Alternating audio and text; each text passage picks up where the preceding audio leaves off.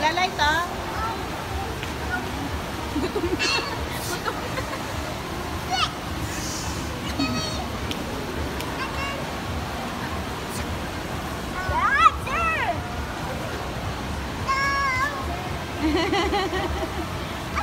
Mamaya na, di pa nakakain eh.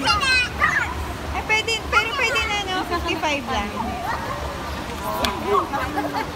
Ha?